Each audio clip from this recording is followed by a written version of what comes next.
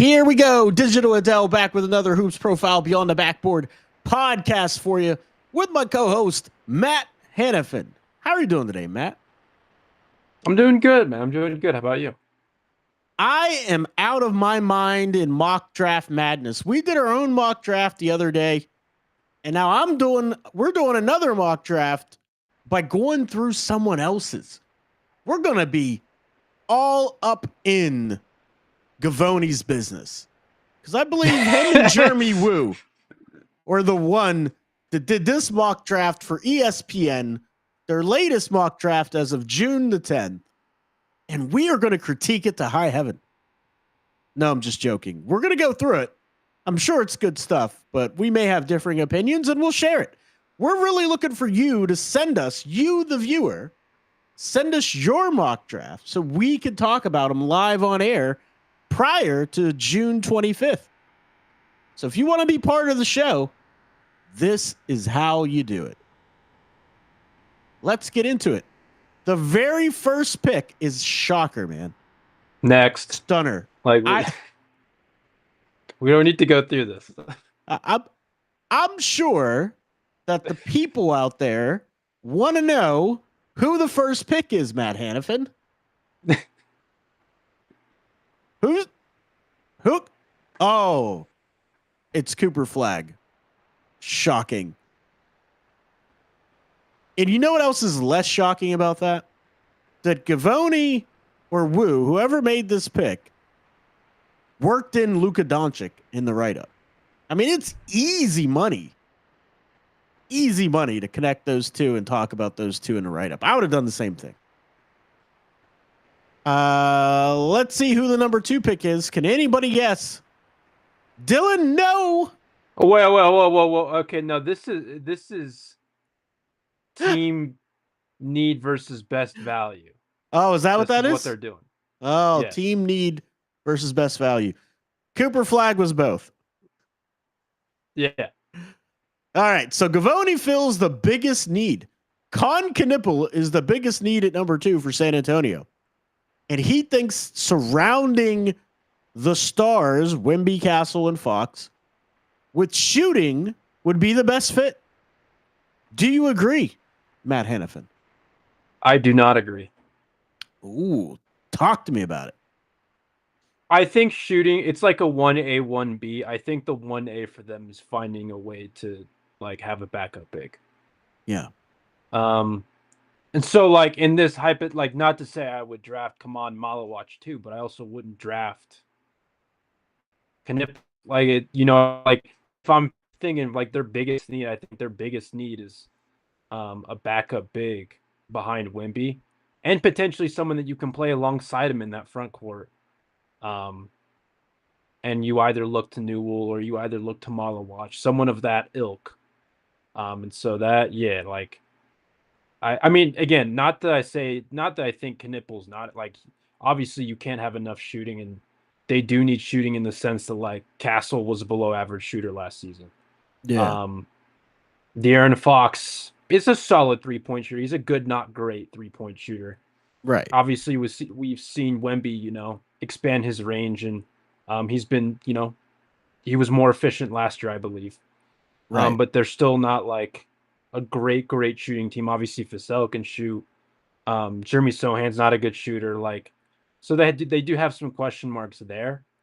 And so Knipple, for that reason, would help.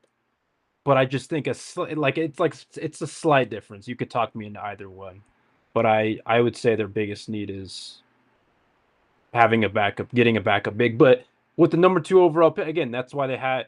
The beauty of having 2 picks is it gives you that flexibility. Like, okay, I can just take Dylan Harper right now. I know Dylan Harper's not a great shooter either. Right. And we already have a bunch of point guards with Castle, with Fox, but you're getting that talent now, and then you're figuring it out later, because I think there's still a world where all 3 of those guys can coexist. And then you can address whether it's shooting a backup big if one fault, like, you can address that at 14, assuming you don't trade that pick. And so they have some flexibility, but just in general, I think finding another front court partner is a slightly bigger need. No, I get it. That makes a lot of sense, and there's a lot of smoke that this pick could be traded. I think though it would be kind of foolish to just not take Dylan Harper and figure the rest out later if you stay at 2. That's kind of how I feel about it. But there is a lot of smoke out there on the internet, the old interwebs, because we know Twitter is real life. There's a lot of smoke out there that they're looking to trade off that pick. The same thing with 76ers looking to get off theirs, blah, blah, blah, blah, blah. And what would you trade? What would you trade it for? If I was San Antonio, like let's say Daryl Morey calls you up if you're San Antonio. If you're Greg Popovich, what do you think the offer is? And it better include Giannis. Well, no, I'm saying I'm saying Daryl Morey. Like if Daryl Morey calls you and is like, "Yo, I want to move up from 3 to 2," like, what's your? I was like, how does this get me Giannis? That's the conversation. Like, there's really nothing they could trade me that I'd be like, okay, yeah, you can have a talent like Harper. Now, and if they're like, you can have, I don't know what their pick situation is in 2027 or 2026, because if they have a very high pick in the 2026 draft and we can do some multiple swaps, yeah, I mean, maybe, because I would need somebody that can help me win right now. They're in win now mode. It would have to be a later pick this year also, and a high pick in 2026. So, because they don't have any players they're going to trade me that I'm going to want. I don't want a broken Tobias Harris. I'm not absorbing. Tobias Harris is in Detroit. Oh, that's right. He's already gone. Oh yeah, my brain. Anyway, I don't want a broken Paul George. They're not a Paul George away from winning anything. So I wouldn't be absorbing Paul George's contract. It would have to be a later round pick in this draft and a high pick next season and next draft. It's difficult though because of the step-in rule. You can't trade picks in consecutive years, and so how would they do that? Not my problem. You figure it out, Morey. You're either getting me Giannis or we're hanging up. Like, that's the whole point. That's the whole point. Woo picks Dylan Harper. He got it right. Just take the guy and figure it out. Although, again, all the videos on Twitter tell me his shooting form is fine. Doesn't make any sense. Like, do people really believe that stuff too? That's the problem. People really actually believe those videos too. They're like, oh, there's nothing wrong with the way he shoots. The Philadelphia 76ers. Gavoni fills the biggest need with Ace Bailey. All 5'9" of them, according to Matt Hanifan. Do you agree? It's the same thing for Philadelphia than it is for San Antonio.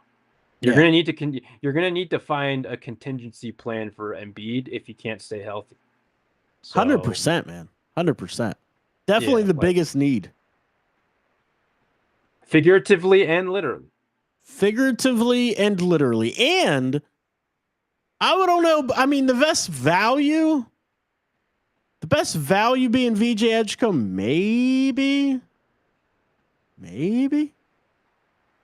Because I got Trey Johnson right there, too. I love Trey Johnson. I think he would be a perfect fit in any of those systems where he doesn't have to be the lead guy and he can just snipe, basically. And develop. He can develop his defensive stuff later. That, too. But you can't go wrong with VJ Edgecombe's strength, athleticism. He became a better three-point shooter as the season went on. So it's debatable. It isn't clear-cut to me that VJ Edgecombe would be the best value here. Number 4, the Charlotte Hornets, filling their biggest need. He doesn't even mention it.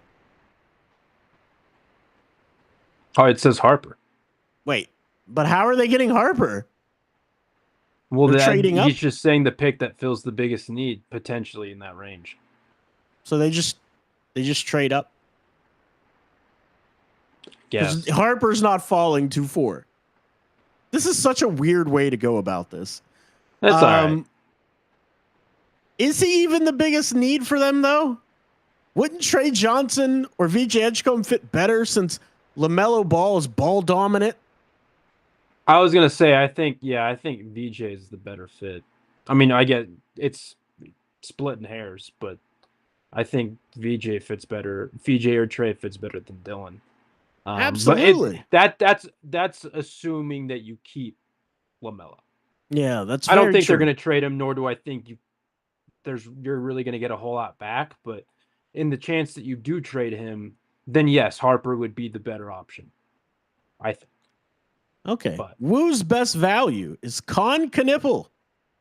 Again, Trey Johnson not mentioned. I disagree. I love Con Knipple's game. Love his game. Everybody knows how much I've talked about Con from the beginning of the season, the college basketball season. There's no planet I'm picking him over Trey Johnson. There just isn't a planet where I'm doing it. Do you see a world that you would take Con Knipple over Trey Johnson? Probably not. Yeah, I don't see it.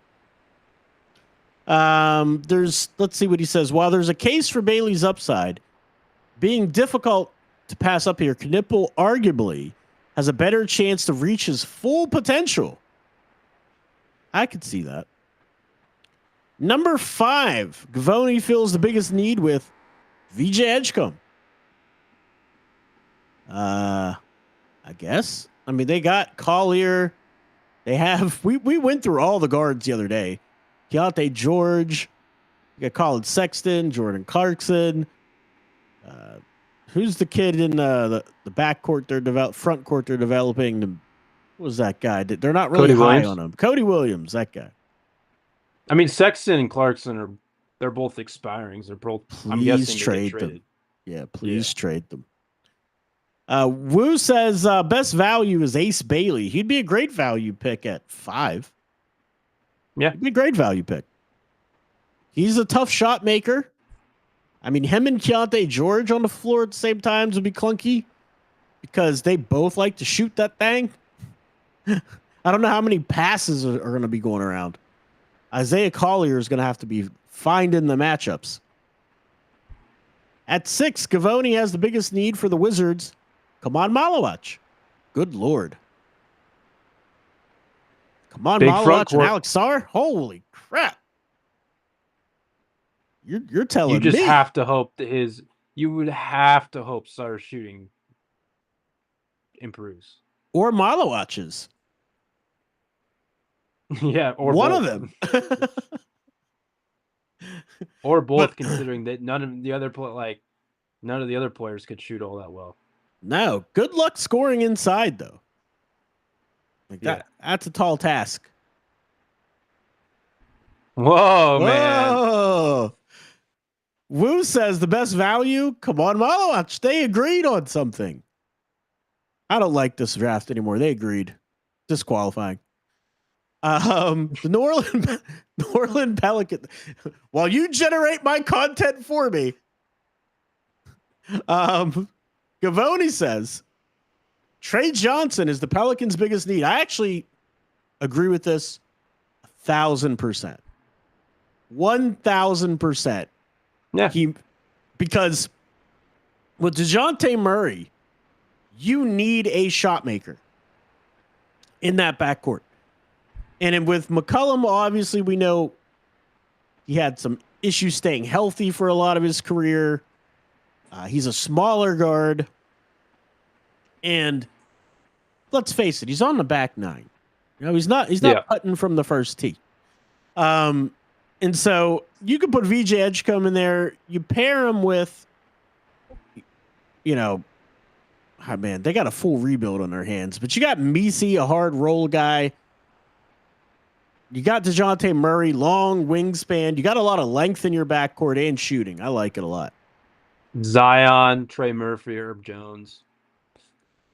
Yeah, but Herb might be on the move. Trey Murphy, though. Whew. He's going to be really good for them. Zion, I mean, is he ever healthy? I'm not counting on it. No. Jeremiah Fears is the best value. I again disagree.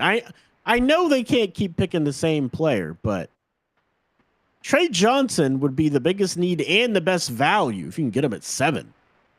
Yeah. Like, yeah. Jeremiah Fears I like, but he's not the best value. The Brooklyn Nets at 8, who are linked to all kind of trade speculation. Dude, there's it keeps freaking me out when somebody is in our chat, which is cool. Say hello, like, subscribe on playback, but it doesn't show who's in the chat anymore. I think Sayless D found a way to make himself invisible. That's my guess. But yeah, so Gavoni has Jeremiah Fears as the Nets' biggest need. And I absolutely agree. Absolutely agree. Any thoughts from you on this? No. Wu has the best value is Trey Johnson. If Trey Johnson falls to 8, heck yeah. Huge value. Huge value. What do you think about Gavoni having the Toronto Raptors' biggest need is Derek Queen? He already said Malawatch, so I got it. That makes sense. At least he scroll up. I think he did say it. He did. He put Malawatch in another mock already. No, he's their biggest need. But we'll scroll up because now you have me second guessing myself. Yeah, because that's where they agreed. I don't disagree with Toronto. Derek Queen feels like very like Raptors-y, just with the kind of skill that he has offensively. Right. He feels like a very Raptors Masai pick. Do you think he's the best value also? No. I don't either. I think if you're going to back up big, in my opinion, it's Thomas Sorber. Yeah. But that's just me. We're a connoisseur of opinions around here. So Wu and Gavoni are entitled to theirs.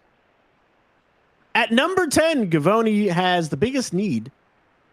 Kasparas Yakachonis, point guard. Oh, dude, that'd be kind of gross. I mean, what happens to Reed Shepherd? He plays next to him. Like, off the bench? Like, this is their bench unit. Casp, Reed. If they don't trade, I mean, I'm guessing they're going to keep Fred for his last year and maybe look to explore at the deadline if some deal sparks, unless they, if they're able to, if they somehow, some way want to trade for Kevin Durant, then they move off of him then for salary relief. But I think Cass can play alongside either one of those guys. I think at some point they're going to want to get off Jalen. Yeah, he definitely can. I love Kasparas Yakachonis' game. I really don't understand how people didn't watch the full breadth of his season and realized even though they were saying he's struggling, he was still getting double-digit points, 6 rebounds, and 6 assists on a nightly basis. No matter what you thought of his play, that was his stats on a nightly basis. And he's got an NBA-ready body, big hands, guy can play. Wu has the best value is Colin Murray Boyles. Matt, that would be kind of fun. That would be kind of funny though. Just another kind of wing who isn't a good shooter. Right. But they would be so disruptive defensively. That's why when we were doing our mock the other day. But who would he play over? He'd be playing over Tari or Jabari. I don't see that happening. Yeah, I don't see that happening. If they take him at 10, I could definitely see it happen. I mean, if they take him at 10, it would have to kind of happen, but I don't even think that would be a big mistake in my opinion. That would be a big mistake. It would that's kind of why in our other mock draft the other day where I was if OKC kind of did this, I'm not a fan of CMB for the reasons that we've belabored over and over and over and over again. Right. But it would be kind of funny just to watch how disruptive defensively they were. Oh yeah. Just in a vacuum. Not saying the fit would Right. be perfect or anything good, but just on that end of the floor, it would be like, well, okay, that'd be something. Absolutely. Number 11, the Portland Trailblazers take Jaeger Dinman. Wow. I mean, Trailblazers don't appear to have any immediate needs that can be filled by a player in this draft range. What? Are we talking about the same franchise? Huh? No, they definitely do have needs. Come on. Wu says the best value would be Kasper Siakachonis. Heck yeah, he falls to 11. Great value. Absolutely great value. The Chicago Bulls at 12, biggest need, Colin Murray-Boyles. Again, no Thomas Sorber. Shocking. I'm shocked. I think you and I are higher on Sorber than the consensus, though. Yeah, that's true. Wu's best value pick, Noah Osengay. What? At 12? Did you watch their game today? I did not. I'll be watching it right after our pod. Oh, okay. I'm not going to spoil it for you. Was it good? I was able to watch it. Did anything impress you? There were a couple Seraph stuff that impressed me. Okay. What were your thoughts on Osengay? He was bad. Let's just say, hey, listen, I'm not going to give you any spoilers. He was better than he was in Game 4. Okay, well, that's not a high bar, but yes. No, it was. Don't worry. Coach Lou on Twitter tried to spoil it. Every time I saw an alert from him today, I just minimized it. He put everybody's stats in a tweet like all day, like first quarter, second quarter. I was like, yeah, come on, dude. I mean, hey, he was watching it on the Discord. That he was. He did tweet that out. I don't know how he's getting around that, though, because it still blocks me. It says I'm from the U.S. I can't watch it.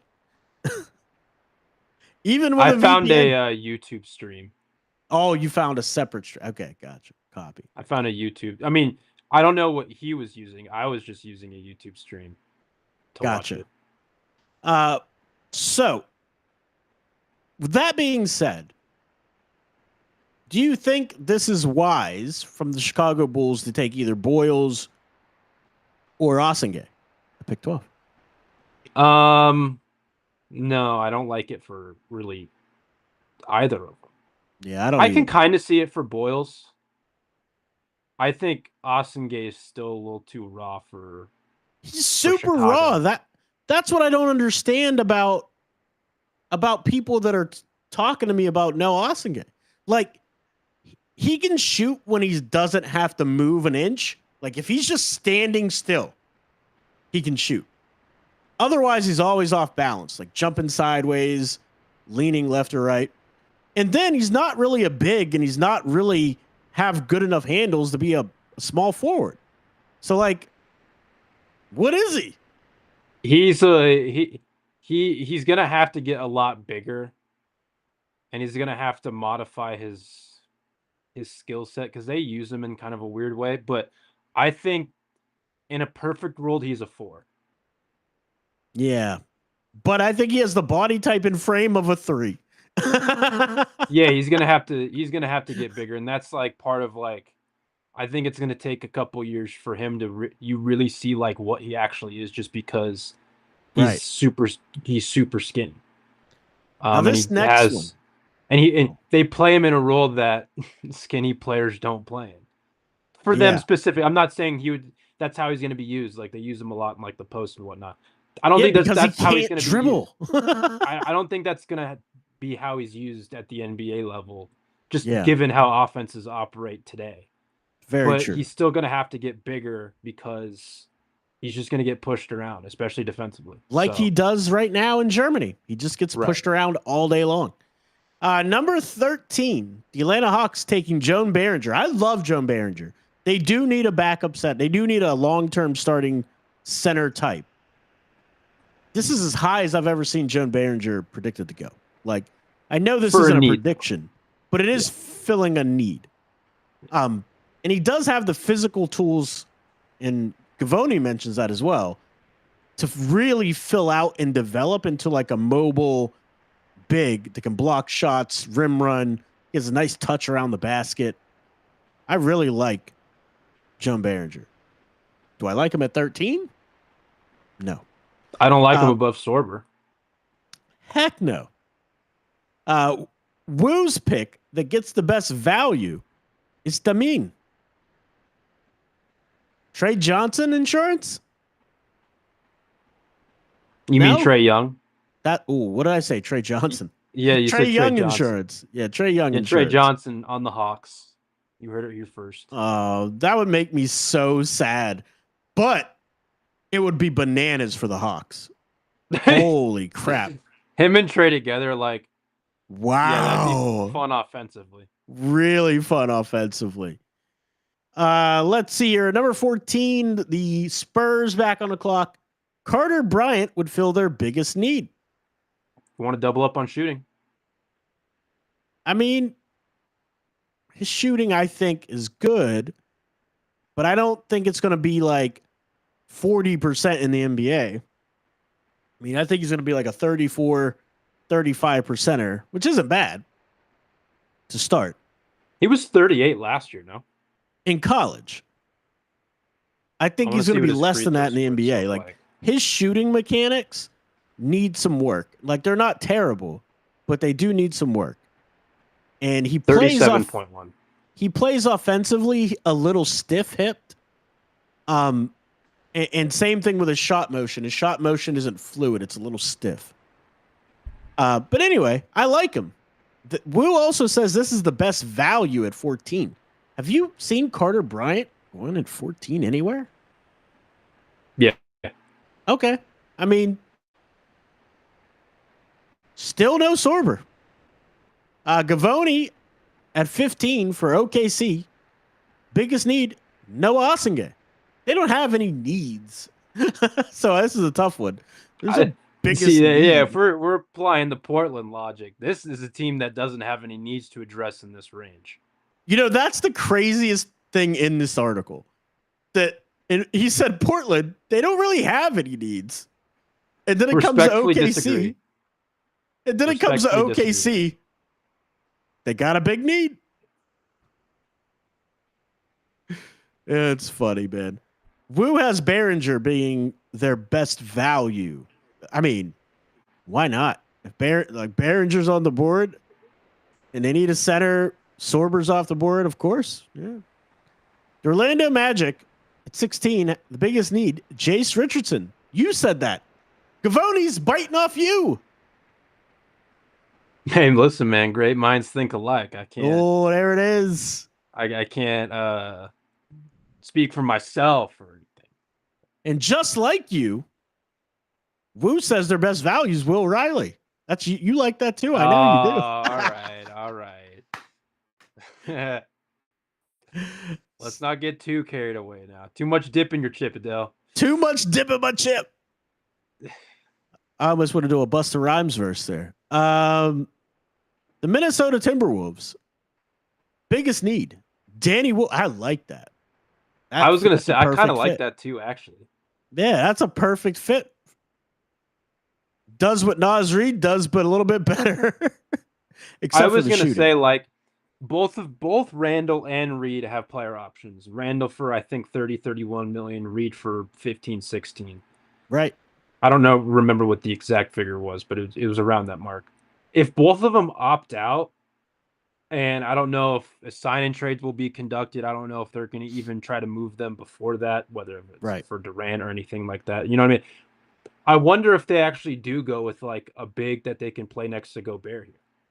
True. That's a great Assuming point. Gobert isn't also moved, because there's been smoke floated around with that. I don't know how true that is or how viable that is, like how practical, but I could see them going like a Danny Wolf here, and I kind of like it just because of the skill and whatnot. Absolutely. Wu has best value, Asa Newell. I wouldn't mind that either. Especially since he's the number 2 big on your big board. Is he or number one?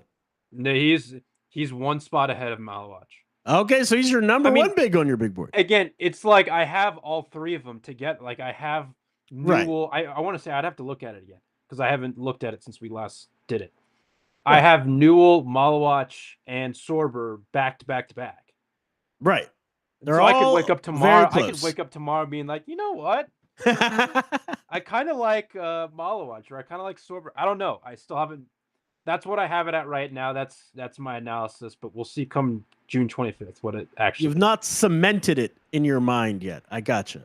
That's one of the that position, the top of that position's the furthest from cementation. I don't even know if that's an actual word. I don't know, but I like it. It's the furthest from being cemented in my brain right now. We should tweet it out. Is cementation a word? Yeah, let's tweet that out. Someone pull up Chat GBT and see if cementation or Webster's. I don't. What do the kids use nowadays? What do the kids use? Are our dictionaries outdated? Do we need new dictionaries? Yeah. So the other surprising thing about all of this, we talked about Sorber being on the board. They took Joan Behringer at 13 as the best fit, biggest value. Asa Newell was sitting out there the whole time. Wild. I like, yeah. At 18, the Washington Wizards' biggest need, Nolan Traore. Sorry, bub.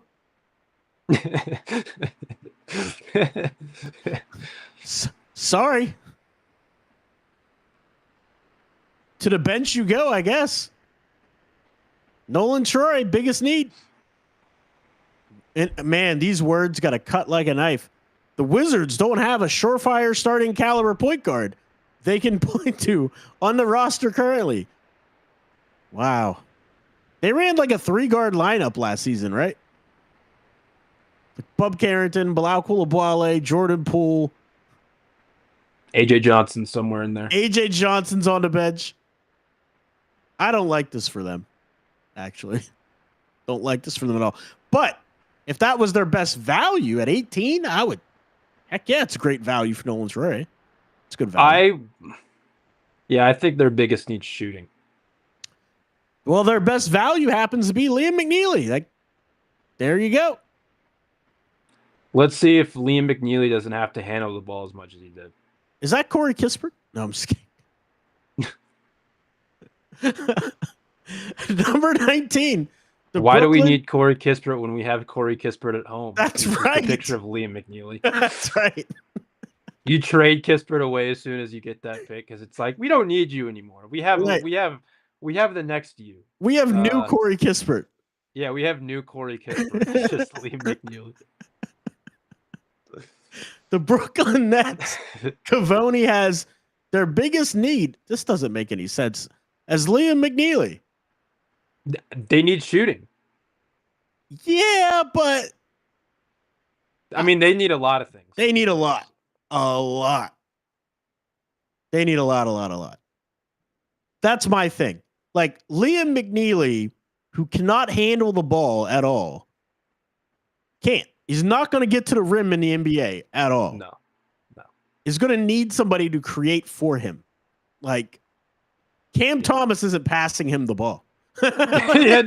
Listen, Cam Thomas isn't passing anyone the ball. What are you talking about? That is very true. That's my point. Wim says, who did Brooklyn have in the first? Who do they have Brooklyn in this first? Like, because that could determine some of it. Scroll up. I don't remember who it was. It was Jeremiah Fears. There's the facilitation. Yeah, I was gonna say. There you go. Second, the best value was Cam Johnson or Trey Johnson. Oh my God. I am struggling. Yeah, they need a lot. So it's, again, you're shooting for upset at that point. Well, the best value, according to Woo. Oh, Hassani, what's up, man? Thank you for commenting on playback. He says Nets can just shoot darts at their draft board and it'll likely be a fit. Honestly, that's kind of what it is. I mean, it's difficult once you get to 27 and 28 or whatever their last two picks are because it's like the board's kind of thinned out at that point. Right. But pretty much. He's 100% right about that. Thomas Sorber, I think, would be outstanding value at 19. Outstanding value at 19. And if he was still on the board at pick 19, I think the Heat would have a very, very tough decision if they kept this pick to go get him or take who their biggest need is, according to Gavoni, which is Ben Seraph. Somebody I've scouted probably more than any international player I've ever watched or scouted is Ben Seraph. So I'm very familiar with him. I'm right on board with him. This is their biggest need. They need a playmaking lead guard with size that can facilitate.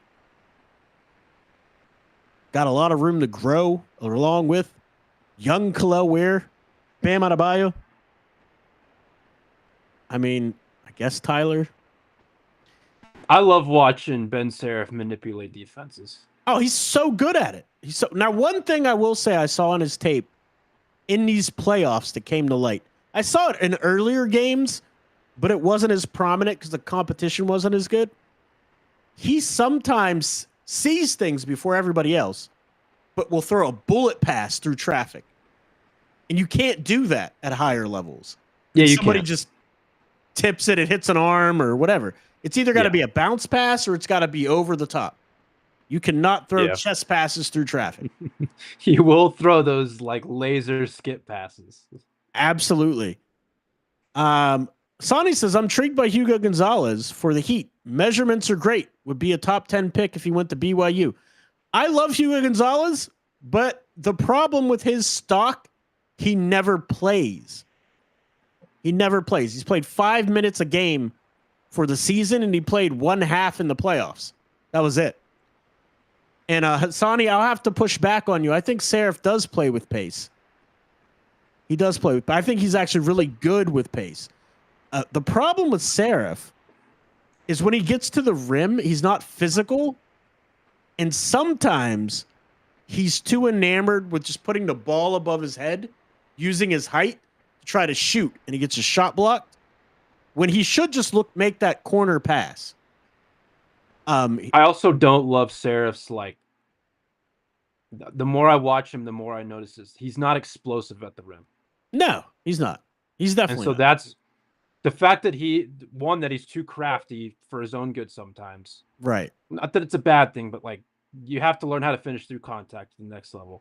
Exactly. And to the fact that he doesn't have much vertical pop, like he's going to get his shot blocked a lot if he's not careful. Absolutely. But the thing is with Seraph's game, what I think he'll realize eventually, hopefully he realizes it. You're looking at that low man help defender rotating over. That's got to be what you're looking for. Right. Yeah. Because when you get into the paint in the league like that, they're just going to punch your shot in the next week. So as you beat people, because he beats his man consistently, as you beat people and you get to the rim, you find the low man help. Wherever that rotation that's coming from, you're kicking to the open man. I think he does that sometimes, just not consistent. Exactly. That's my thing. He doesn't do it consistently. So you'll notice sometimes he makes up his mind that he's going to the rim no matter what. Yeah. He won't. He doesn't. He just no matter what. I'm going to the rim. Yeah. He said. Hassani says, "What do you think of Seraph's defense? Better than Goran's? I think he has a better physical makeup for defensively. The mentality is what's important. I've seen plays and possessions where Seraph locks in defensively, and he has really good reps.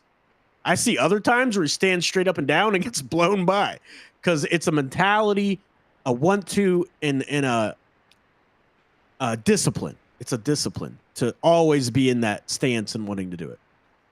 Gavoni says for the best value, Jace Richardson. I mean, if he falls to 20, absolutely a fantastic value for Jace Richardson. The Utah Jazz. Gavoni has the best value. I'll let you take this one, Matt Hanifan. Hey, listen, man, you don't got to tell me. They need a lot. But they need a lot. Nick Clifford. Oh my God, Nick Clifford! You don't know anything about him, do you? No, never watched him, heard of him. Who is this guy? Who is this Nick Clifford from Colorado State? Yeah, the Jazz need a lot. So, I mean, he's an athlete. They'll get more athletic. He's a competitor, too. I think that's the biggest thing. Like, he's a fierce competitor. Maybe a little too much. You saw that elbow to the head in the NCAA tournament that almost got him ejected. They didn't even review it for a flagrant. Like, it's insane. It's one of the most insane They had things, to have missed it, and it was kind of, yeah. Like, I thought for sure he was getting ejected when I saw it in real time. I was like, oh, he's getting ejected. and then, nope, didn't even review it. I'm like, woo, dodged the bullet. Who has the best value for Wolf is Danny Wolf for the Utah Jazz. That would be, again, great value for Danny Wolf. Very good value. The Atlanta Hawks' biggest need, Cedric Coward. This actually goes to what we said earlier. Put shooting beside Trey Young. It works. I don't know if that's their biggest need, though. What do you think their biggest need would be at this point in their second pick? It's got to be like a backup plan to Trey, or you need point of attack defense. I don't think they have enough. So you have Jalen Johnson, you have Dyson Daniels, Zachary Rijiche. Okay, I forgot about Dyson. Let me take that back. Dang, homie. I did forget about that for a second. Right. Thank you for holding me accountable. It's what I'm here for. Hold your feet to the fire. I still think they would need another backup option to trade, though. Yeah, no, that's a great point. But with all the guards that went back to school at pick 22, who's there? Walter Clayton Jr. Yeah. It's probably not the best idea. Yeah. Woo says, now Woo's getting funky here. Funky. Best value, pick 22, Maximum Reynaud. Not Thomas Sorber? Well, Sorber's already been picked. Has he? As best value? Thought it was 19. He got picked right before Miami. Oh, he did. He took him at 19. Best value. Gotcha. I mean, that's really early for Reynaud. In my opinion, I'm lower on Reynaud than most people. What do you think about it? I don't think it's the best value, no. Yeah, I don't think so either. The Indiana Pacers, Gavoni has biggest need, Thomas Sorber. Ooh, that'd be kind of gross, dude. Sorry, Thomas. Behind Miles? Well, Miles Turner is a free agent this summer. They're going to extend. Maybe. I feel like it's pretty set in stone that they're going to extend. All right. Matt Hanifan, you've heard it first. Didn't they already say a couple days ago that they're gonna be a luxury tax team for the first time in 2 decades by extending him? Probably. Like, they can extend him as soon as the finals. Especially if they win a title with them. Yeah, they're gonna extend. Well, if they win a title, yeah, I'm pretty sure it's a done deal. But you're probably right. I think it's a done deal anyway. I was going to say you're probably right. It's probably a done deal anyway. So yeah, Sorber backing him up would be awesome for them. It wouldn't be so awesome for Thomas Bryant. He'd probably or Tony Bradley. Well, Tony Bradley shouldn't even been on the roster. And neither should Thomas Bryant. like what? For really, they don't have a backup big, a suitable option. That's very true. Woo has their best value as Nick Clifford. Oh, dude. Yeah. That's gross. Yeah, it's good for them. That would be a good spot. That's gross. That would be a great spot for them. What a pick. This is a Oklahoma City Thunder pick if I've ever seen one. Gavoni, biggest need, Hugo Gonzalez. Just a athletic piece of moldable clay. Sit on the bench because we don't need you. He would actually probably end up beating out Dylan Jones, their draft pick from last year, in minutes, and he'd probably take more minutes from AJ Lawson. Their pick, they had 2 picks last year, so in that mid-round spot. So yeah, Woo has best value, Nolan Traore. Why is Nolan on the board at 24? I don't understand. But yeah, that'd be great value for Nolan Troy. They just drafted Topage. I mean, yeah, I guess it's best value. Best value, dude. Best value. The Orlando Magic. Gavoni says their biggest need is Maxim Reynaud, not a guard that can shoot. Did they? They have Wendell Carter Jr., Mo Wagner, and Goga. Unless if they trade at least two of those guys. I don't see that. It's not that it's off. It's on the table. That's certainly a possibility. But he doesn't say that they're trading them in this scenario. Like, that's the problem. Because I don't think he's playing next to them. And he's not playing unless if you're sliding both Franz and Paulo down, which I don't think you do. I don't know. I just respectfully disagree there. I like how you're so respectful to people. I just say what I think. I listen, man. I'm not gonna say I'm an expert.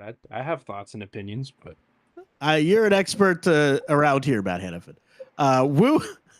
Wu has the best value as Hugo Gonzalez. I like it. The guards there are no point guards left other than Clayton Jr. that can shoot. Mm-hmm. But he'd actually fit kind of nice, but he'd actually fit really nice. Clayton Jr. I don't know. Maybe Clayton Jr. What does Orlando do this offseason? Wellman's already come out and said that he wants to kind of push this into okay, we actually want to contend. They're going to have to make a trade. If the noise out of Orlando, maybe I have the wrong timeline, which is again perfectly on the table. It feels alarmingly silent on what they could potentially do. Yeah, they need to make a trade if they can't get a good guard that can shoot. They need to make a trade. Kevin Durant? Kevin Durant I don't think wonders, but he's not going to go there. No, he's not. They don't have enough. I don't think that would happen. They don't have enough to get him in. And it really, at this point in his career, he wouldn't want to play there. So they're not going to trade for him because he doesn't want to be there. That's why he's leaving Phoenix, because he doesn't want to be there. He's better than the other team in South Florida. So, the Brooklyn Nets biggest need is Will Riley. Yeah, this is the point where you're just chucking darts. Yeah, perhaps value. At a glass window, perhaps at a dartboard. I don't know. Right. What exactly they're throwing darts at. Or at a glass backboard that Will Riley may hit from time to time. Will's best value pick Will Riley is Coward. Has access to the to Brooklyn's facility, but yeah, it might just be a backboard that he may or may not shoot at. Will Riley can shoot. He actually can. No, he can. Sometimes. He can't really do much else is the problem. I saw somebody again, because Twitter is real life. They said, Will Riley's got great handles. And I'm like, what have you been watching? There's a world where he can have good handles. It's just not right now. Yeah. They improved from the beginning of the season where he couldn't dribble at all to now he can dribble a little bit. Yeah, it's got better. He doesn't have great handles. I don't know where he's looking at. Wu has Cowherd as the best value. It's good value. It is good value. I like it. The Brooklyn Nets' biggest need is Asa Newell. Yeah, they need everything. Wu has best value, Seraph. Who'd they... Also good value. I was going to say that would be tremendous value at 27. The Boston Celtics have Noah Penda as the biggest need. You know what's crazy? Because of Tatum's injury, there's a domino effect where they're going to be bad and then they're going to get a high pick in 2026. It's going to suck to watch the Boston Someone Celtics I worked with elsewhere throughout the idea a couple weeks ago, he's like, what if they just did the Warriors 2019-20 route where they get a top 3 pick? I think that could happen. I definitely see a world where that could happen. It's just don't put that into the universe. I don't appreciate it. Noah Penda would spell trouble for Baylor Shireman. They play basically the same way. Except for, I think Shireman's supposed to be the better shooter. supposed to be. I think Shireman's going to get run next year. Or He- next year, meaning this upcoming season. Yeah, I mean, I think he's going to have to, especially with the injuries. Best value Woo has Clayton Jr. Wouldn't that be annoying? That would be an annoying thing. Oh, They have Peyton Pritchard and Walter Clayton Jr. Oh my Defense God. would. I mean, I think Pritchard's done a very good job developing, especially as a defender, right? For someone of his size. Mm-hmm. Absolutely. You would try to put Clayton in every action possible, but they'd still have a ton of help behind them. But the shot making would be annoying. It would be so annoying. Specifically. Yeah, the tough shot making would be super annoying. At 29, Gavoni has the Suns' biggest need, Walter Clayton Jr. I guess. They need a guard. They only have what, like Tyus Jones, who's going to be gone? Woo has the best value. Rasheer Fleming. We haven't heard Rasheer Fleming's name this whole time. I didn't want to say it, but yeah, we haven't. What? As soon as I saw, okay. If I'm being honest, as soon as you scrolled and I saw his name, I was like, "Oh shoot, we haven't even." That's crazy by Gavoni and Woo. That's crazy behavior. What a value pick that would be. I mean, GM of the year. No, redemption arc. Not give Phoenix too much credit. Yeah. The LA Clippers, Gavoni has biggest need, Rasheer Fleming. What if draft night happens? The Heat keep their pick. Fleming is on the board and they pass on him. Heat Nation's collective minds would go. That could honestly happen for like 10 players. Very true. Like, very true. Yeah. No, I think the part that's going to bug me, and I'm not, again, we talked about this a little bit at the beginning. It's going to really bug me if they trade the pick. Right. And you have like stuff like this happen. Yeah, that would be very upsetting if I was a Heat fan. That would like, which I would understand if it happened like, during our mock where I, panicked or whatever. By the way, after that, I was mad at myself for doing that after. I was like, I shouldn't have done that. I knew it was going to get reaction on social media though, but I didn't realize it was going to get that much reaction where people were like, what are you guys doing? But like, let's say hypothetically it fell somehow, like some way like that. Yeah. I could understand them. I wouldn't be mad if they traded the pick and if that happened. You know what I mean? For sure. In that scenario, but if something dumb, this is my prediction, something dumb happens where they trade it for whatever, it doesn't matter what. And it's like you get guys like Jace Richardson, Ben Serif, right? Like all of those guys are still available. Then Thomas Sorber falls to your lap. I'm gonna be upset. Like, yeah, I might have to get off of just playback for the night. I would be genuinely upset because I know we're gonna be on playback for 5 reasons. We're gonna be on playback.tv/5RSN on draft night. I'm gonna be genuinely upset if that's something that does happen. Yeah. Just putting it out there for Not as mad as you. I'll laugh about it. You'll be genuinely I'm gonna laugh angry too, but I'm gonna be behind that laugh. I'm gonna be like seething what anger. The F, man. Yeah. Seething anger. Best value, Ryan Kalkbrenner. Learn from Zubac, I guess. That's good. I kind of like that for Ryan if you go there. Yeah, that'd be a good spot for Kalkbrenner. And you'd get to watch him run all the time, Matt. But let us know what you think is going to happen in the 2025 NBA draft. Send us your mock drafts.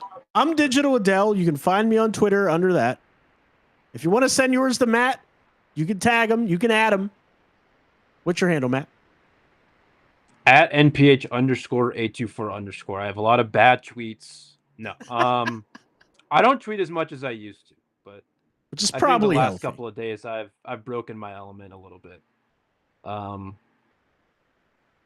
There's every once in a while I'll get like mad at something online and I'll just rage tweet about it or whatever. Say LSD in the chat. That's not nice. Pass on Fleming just to draft Colin Murray Boyles or Will Riley. Oh my god, dude. Oh. Well, that is that. Okay. How insane would it actually be if the Heat didn't work out a single first-round pick? I mean, it's close to happening. There's only 2 weeks left. That'd be kind of like a dumb thing to do. But what? You're not happy with Jamal Mashburn Jr. coming in for workout? That's fine. I've watched a lot of Jamal. A lot more Jamal than probably most people have watched. Yeah, I haven't watched 1 minute of Jamal Mashburn Jr. I've watched a lot. Not this last year, but over his college career, specifically at New Mexico, I watched a lot of Jamal Mashburn Jr. Oh, well, I mean, you're going to be our go-to guy whenever that undrafted free agent is the only new addition to the Heat roster from this draft class. But that is it for us today, guys. We'll see you next time.